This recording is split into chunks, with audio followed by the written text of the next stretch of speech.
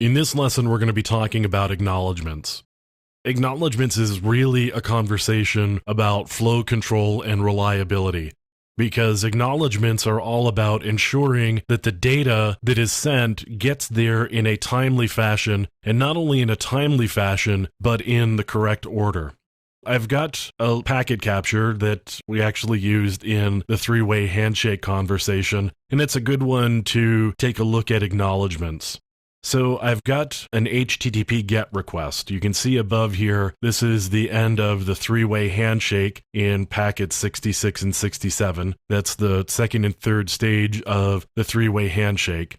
Now I've got the three-way handshake out of the way. I can do a request for the protocol that I'm using, in this case HTTP. So I can do my GET request here. What I want to do is take a look at the sequence number. You can see I'm sending a message from source A to destination B, and I'm setting my sequence number of 1. In this case, the next message happens to be an acknowledgement, and the acknowledgement should be to sequence number 1. So I'm acknowledging sequence number 1. I've acknowledged this packet. Now what I'm sending is another reply, but this is actually sort of a new stream, and so this is a sequence number, and it's saying the acknowledgement number, meaning in this case, the next sequence number should be 1110.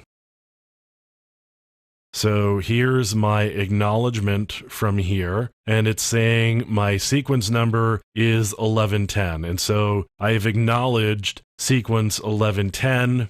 At this point, we start getting into some TLS communications, which is encrypted. So we're starting up a whole new stream here with some TLS connections, but we still ought to be able to see additional ACKs to sequence numbers. So again, you can see here, there's an acknowledgement message, and we've got the sequence number of 3106, an acknowledgement number of 9989. A sequence number is used to acknowledge a particular sequence number that was set previously, and we do that using the acknowledgement flag. We send an acknowledgement back saying, yes, I got the packet that was sent using sequence number 3106. So we could actually go back through here and find 3106, and we should be able to find the origination of that particular message. 3106 is the acknowledgement number, and we did find the ACK to 3106 right down here.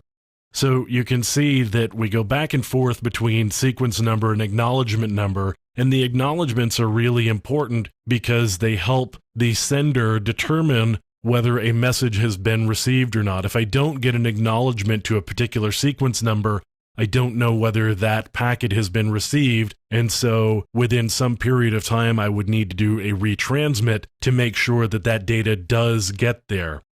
That sequence number and acknowledgement number are really important from a flow control perspective because they ensure that the data gets from point A to point B and has been acknowledged as being received, so we can continue moving on and continuing sending more data. So that's how acknowledgements work. Acknowledgements, as I said, are really important to ensuring that all of the message has been sent and received, and there's no miscommunication in between the sender and the receiver, and that we get to a place where all of the data is good on both sides.